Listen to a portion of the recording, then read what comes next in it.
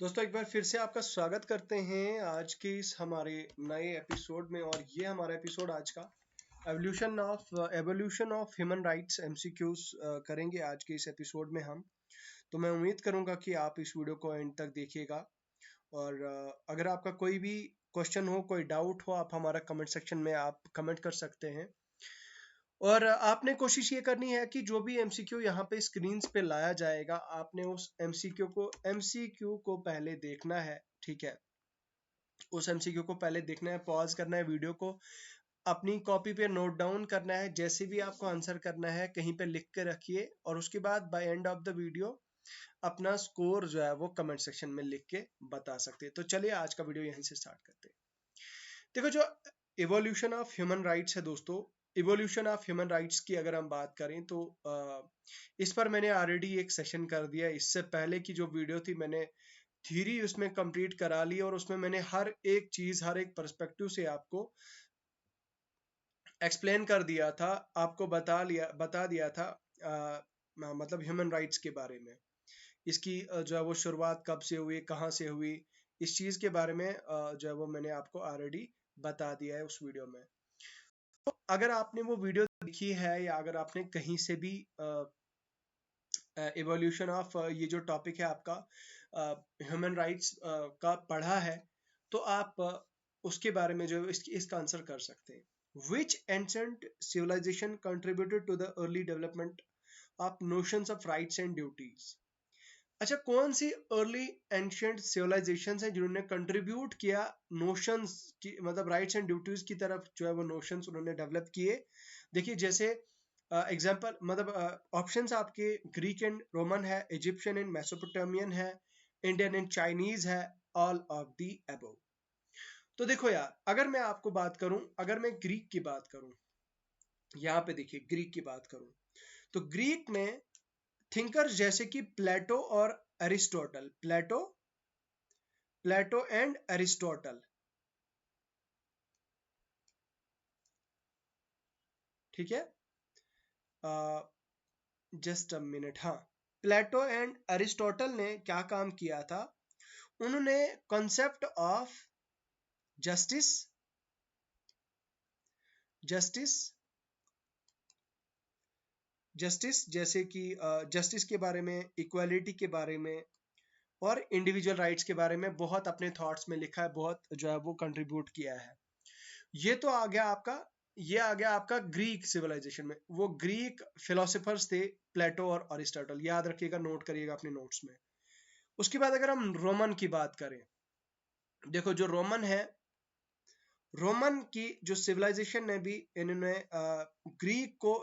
Greek के जो ideas थे उसको एक्सपेंड किया किसको, एक्सपेंडेड रोमन सिविलाइजेशन आइडियाज। ठीक है, रोमन सिविलाइजेशन के जो मतलब आइडिया थे राइट्स एंड, मतलब फंडामेंटल राइट्स को लेके, concept of justice, equality and individual human rights, ठीक है, तो उसको जो है वो थोड़ा एक्सटेंड किया इन्होंने किस चीज पे काम किया, इन्होंने जैसे कि रूल ऑफ लॉ पे काम किया, रूल ऑफ लॉ का कॉन्सेप्ट लाया, ठीक है, और उसके बाद सिटीजनशिप की बात इन्होंने की, ठीक है, सिटीजनशिप की बात की, ठीक है। मैं थोड़ा सा अपनी पेंसिल को थोड़ा सा पतला करना पड़ेगा मुझे, so that I may be able to write, ठीक है। सिटीजनशिप, प्रॉपर्टी राइट्स, ठीक है, उसके अलावा प्रॉपर्टी राइट्स, ठीक है, प्रॉपर्टी राइट्स के बारे में बात की, with central to Roman society. उसके बाद ये ऑप्शन तो है ही यार। फिर बात करें इजिप्शियन की, तो इजिप्शियन ने सोसाइटी ने क्या काम किया, इन्होंने ओनरशिप के रिलेटेड ज्यादातर इन्होंने ओनरशिप पे जो है वो एम्फेसिस दिया था, ठीक है, ओनरशिप पे किया था, तो कहीं ना कहीं इनका भी कंट्रीब्यूशन रहा है। उसके बाद मेसोपोटामियन सिविलाइजेशन का क्या था, उन्होंने principle of justice and fairness पे जो है वो काम किया, ठीक है, इनकी सिविलाइजेशन है प्रिंसिपल ऑफ जस्टिस। क्योंकि जो जस्टिस है दोस्तों, वो भी अपने आप में एक बहुत हैवी वर्ड है, जस्टिस एंड फेयरनेस पे जो है वो एम्फेसिस दिया। तो उसके बाद अगर हम बात करें इंडियन सिविलाइजेशन, हमारे अपनी सिविलाइजेशन में जैसे कि आप जानते हैं कि अगर मैं बात करूं इंडियन फिलोसफी के पॉइंट ऑफ व्यू से देखा जाए तो दोस्तों हमारे जो जितने भी हमारे इंडिया के जैसे वेदास और उपनिषद्स हैं, उन्होंने इस चीज को जो है वो काफी मतलब इस चीज को प्रमोट किया। क्या किया कि concept of duty, that was Dharma, DHARMA, ठीक है, धर्मा। तो मॉरल रिस्पॉन्सिबिलिटी क्या है आपकी, ठीक है, मॉरल रिस्पॉन्सिबिलिटी क्या है, तो इन्होंने भी जो है वो काफी ज्यादा हमारे इंडिया में। और चाइनीज की अगर बात की जाए तो इन्होंने एक फैमिली की ड्यूटीज को, ठीक है, फैमिली की ड्यूटीज को लेके बात की, ठीक है, स्टेट को लेके बात की, सोसाइटी को लेके बात की। तो कहीं ना कहीं इन सब ने जो है वो इस मतलब evolution evolution of human rights पे जो है वो इनका काफी ज्यादा ये कंट्रीब्यूशन रहा है। तो ये ऑल ऑफ द अबव इसका आंसर हो जाएगा। अच्छा, next question is which British constitutional document paved the way for the rule of law by restricting the power of monarchy? कौन से ऐसे ब्रिटिश डॉक्यूमेंट ने एक ऐसा जो है वो रूल ऑफ लॉ पे एक ऐसा रास्ता निकाला जिसने रिस्ट्रिक्ट किया मोनार्की की पावर को, जो वहां पे उनका किंग होता है उसकी पावर्स को जो है वो रिस्ट्रिक्ट किया। तो इसका आंसर क्या हो जाएगा? ऑप्शन ए है Magna Carta, petition of rights, bill of rights, habeas corpus act. तो इसके बारे में जो है वो अगर मैं बात करूं तो असल में मेग्ना कार्टा की अगर बात की जाए तो मेग्ना कार्टा के बारे में बात किया जाए, इसका एक मतलब इसने एक प्रिंसिपल को एस्टेब्लिश किया जिसमें ये कहा गया कि जो किंग है that is subject to law, ठीक है। मतलब उसको ये माना गया कि दैट इज अबो, मतलब जो किंग है आपका वो लॉ से मतलब बड़ा है, ठीक है, something like that. And it guaranteed certain like legal rights और प्रोटेक्शन, जैसे कि मतलब आपके जो नोबल्स थे, क्लर्गी थे और फ्री मैन थे, उनको जो है वो सर्टन प्रोटेक्शन राइट्स जो है वो दिए, ठीक है। तो अगर देखा जाए तो इसका आंसर जो है वो यहाँ पे मेग्ना कार्टा ही है, ठीक है, मेग्ना कार्टा ही है। तो इसको हम लैटिन में, ये तो लैटिन वर्ड है। Magna carta is what? Latin word that is आपका ग्रेट कार्टर, ठीक है। तो इसको हम क्या बोलते हैं? इसको हम बोलते हैं, इसको और क्या बोलता है? Foundational document. क्या बोला जाता है? फाउंडेशनल डॉक्यूमेंट कहा जाता है किसकी हिस्ट्री में? इन द हिस्ट्री ऑफ, यहाँ पे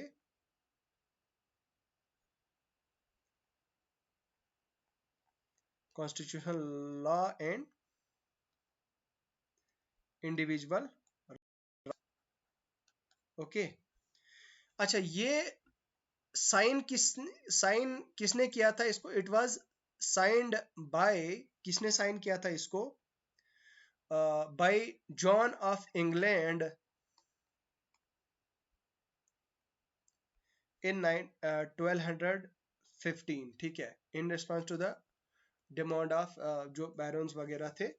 तो ये है इसके बारे में, ठीक है। तो मुझे लगता है थोड़ा सा मेरा पेन जो है वो, एक minute, let me just wait a minute.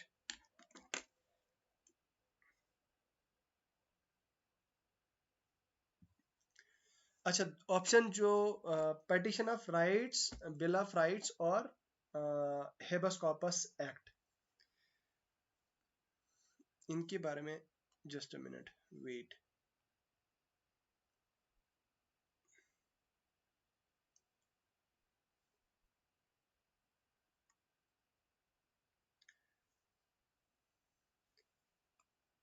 Petition of rights, bill of rights, habeas corpus act, यार ये फिर से it is getting more thicker. Oh, just a minute.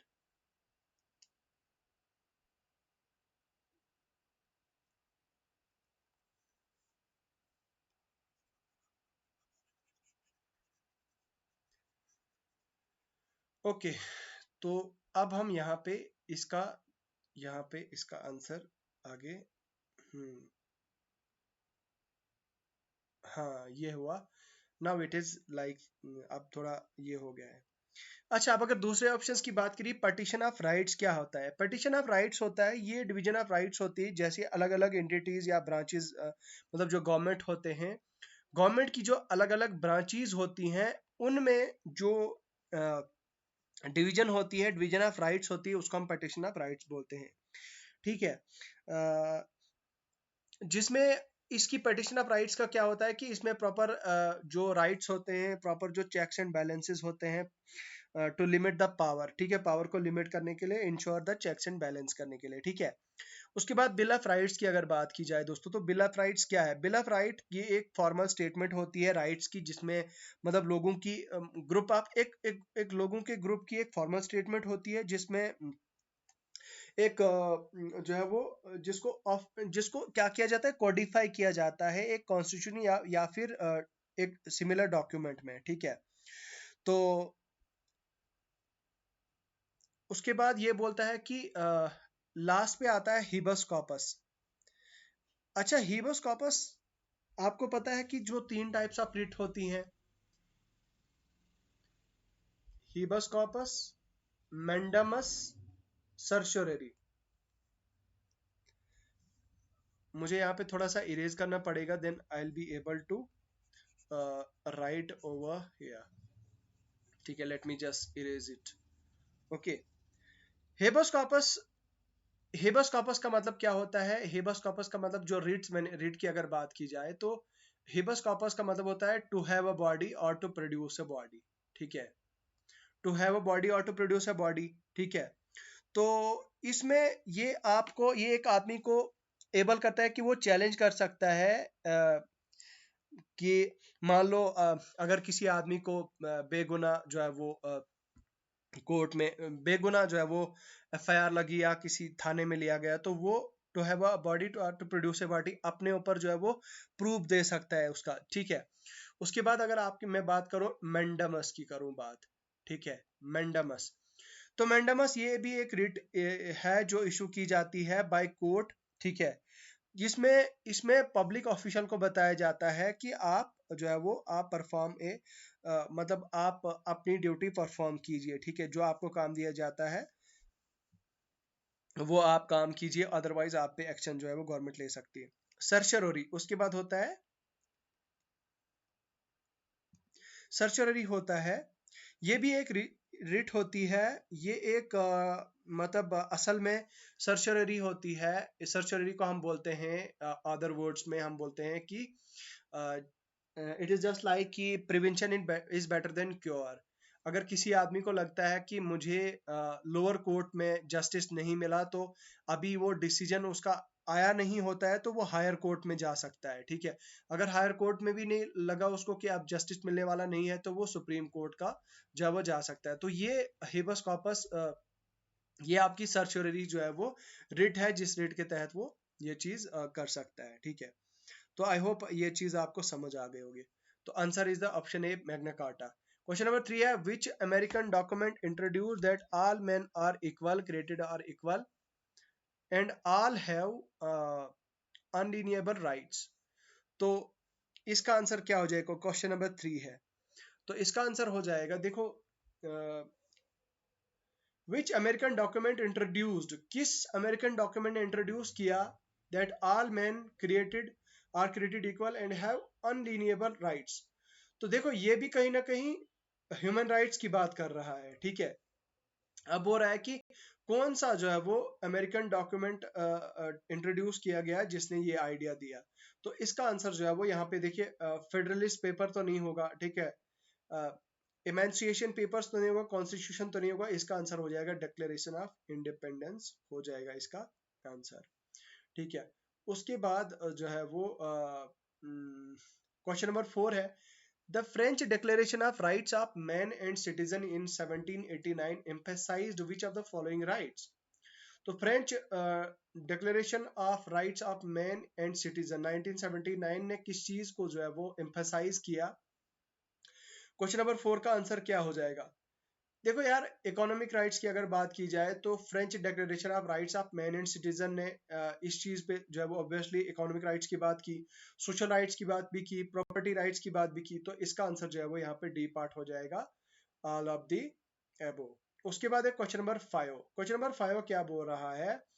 Which revolution introduced socio-economic dimension to human right, emphasizing positive right to the social well-being? तो इसका answer क्या हो जाएगा question number 5 का? देखो, यहाँ पे ऑप्शन क्या है आपके? ऑप्शन की अगर बात की जाए तो Bolshevik revolution, American revolution, French revolution, industrial revolution. तो इसका आंसर क्या हो जाएगा क्वेश्चन नंबर 5 का? व्हाट आई सेड कि Bolshevik revolution, American revolution, French revolution, industrial revolution. तो क्या हो जाएगा इसका answer? Please answer it if you can answer. And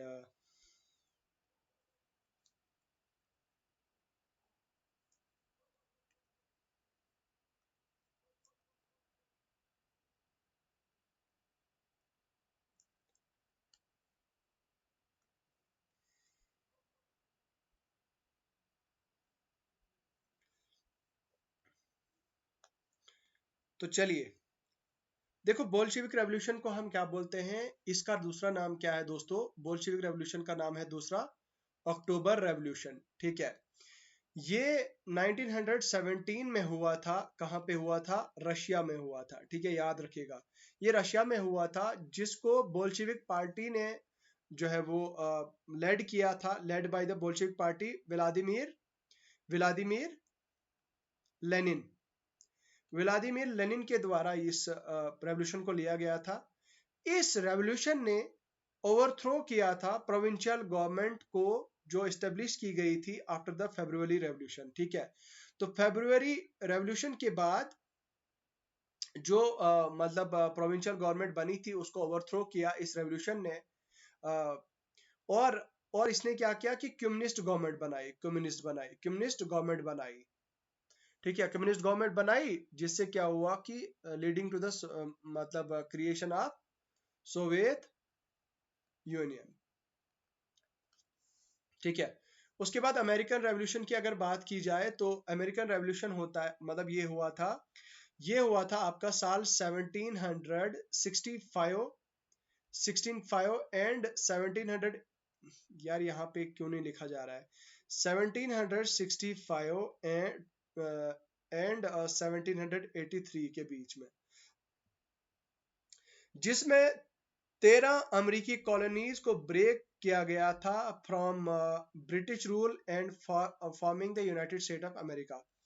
तो ब्रिटिश, जिसमें क्या हुआ था कि ब्रिटिश रूल की 13, याद रखिएगा, 13 अमेरिकन कॉलोनीज को तोड़ा गया था और इसको जो है वो यूएसए बना दिया गया था। और इससे जो है वो बहुत सारे इश्यूज आए, जैसे टैक्सेशन विदाउट रिप्रेजेंटेशन। ठीक है, उसके बाद फ्रेंच रेवोल्यूशन। तो फ्रेंच रेवोल्यूशन जो हुई कब से लेकर कब के बीच में? 1789 से लेकर 1799 के बीच में।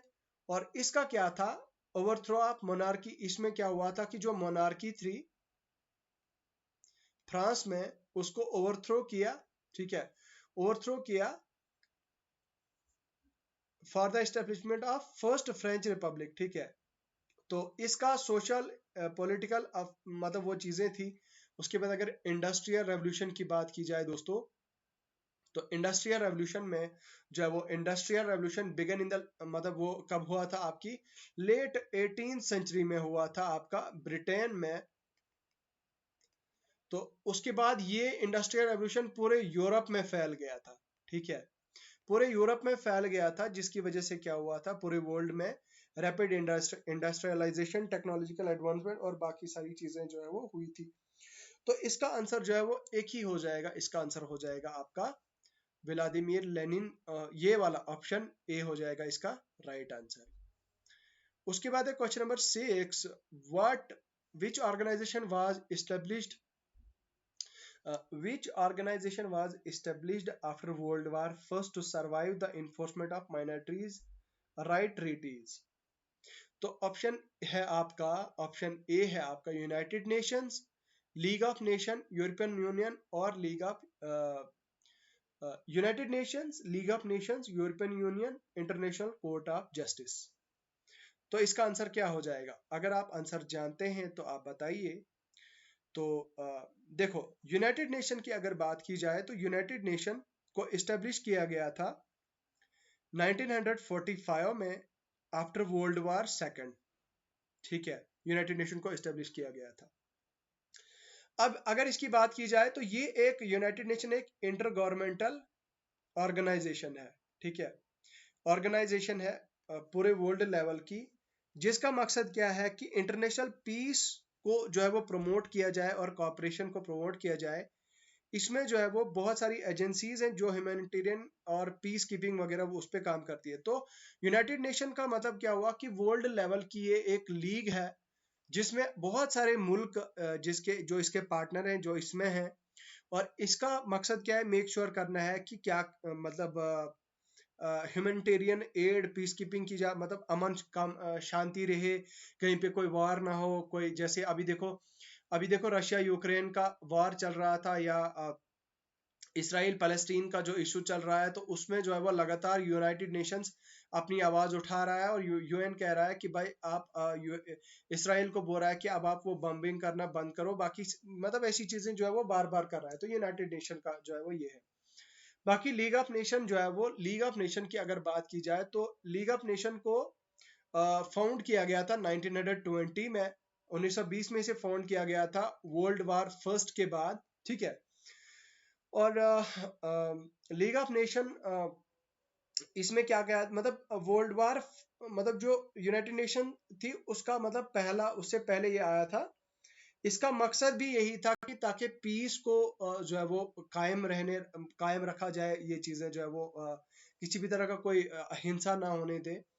यूरोपियन यूनियन की अगर बात की जाए तो इसमें ये एक ऐसा यूनियन है जिसमें आपकी कितनी है, 27 स्टेट मेंबर्स हैं। ठीक है, जो यूरोप में लोकेटेड है, यूरोप कॉन्टिनेंट में लोकेटेड है। ठीक है, इसका भी मकसद है इंटीग्रेट करना, मतलब पॉलिसी एरियाज को, बहुत सारी मतलब यकजाती है, या इसी तरह से पीस को कायम करना है और बाकी चीजें हैं। ठीक है, तो उसके बाद इंटरनेशनल कोर्ट ऑफ जस्टिस, तो भाई इसका तो पता ही है आपको कि ये जुडिशियल ऑर्गन है, चीफ, जैसे हमारे इंडिया में जैसे सुप्रीम कोर्ट है टॉप, मतलब हमारी जुडिशियल, मतलब किसी भी तरह की कोई इनजस्टिस कहीं भी किसी को भी कोई होता है तो वो हमारे कहाँ जाता है, हमारे चीफ सुप्रीम कोर्ट में जाता है। लाइकवाइज अगर वर्ल्ड लेवल पे कहीं पे कोई नाइंसाफी हो रही है, मुल्कों के बीच में कोई इस तरह का कुछ हो रहा है, तो उसके लिए इंटरनेशनल कोर्ट ऑफ जस्टिस होता है। तो क्वेश्चन नंबर 6 का आंसर हो जाएगा आपका option B, league of the nations. ठीक है, तो चलिए नेक्स्ट क्वेश्चन नंबर 7 है, the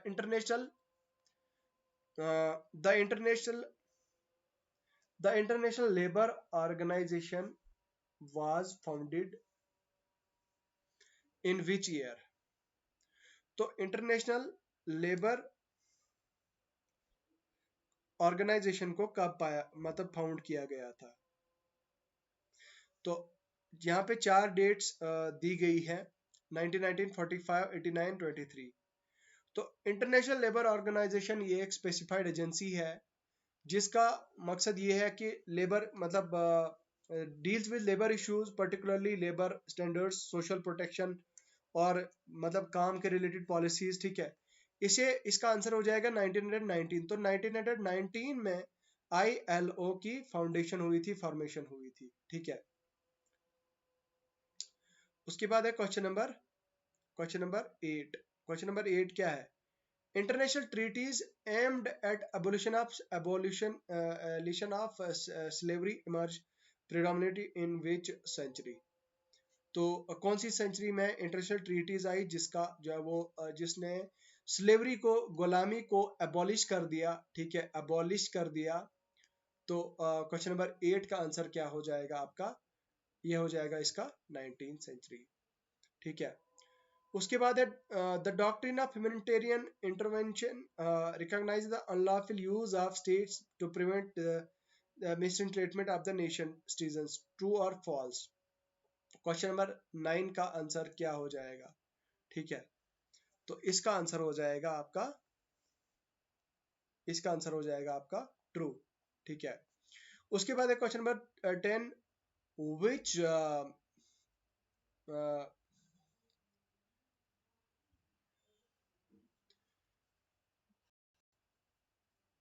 which international body adopted the Universal Declaration of Human Rights in 1948?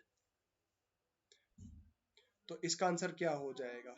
इसका आंसर हो जाएगा, देखिए 4 ऑप्शन है आपके पास, यूरोपियन यूनियन, तो इसका आंसर हो जाएगा United Nation General Assembly, UN GA 1948, ठीक है।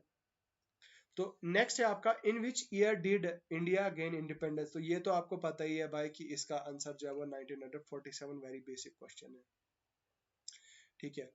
उसके बाद है आपका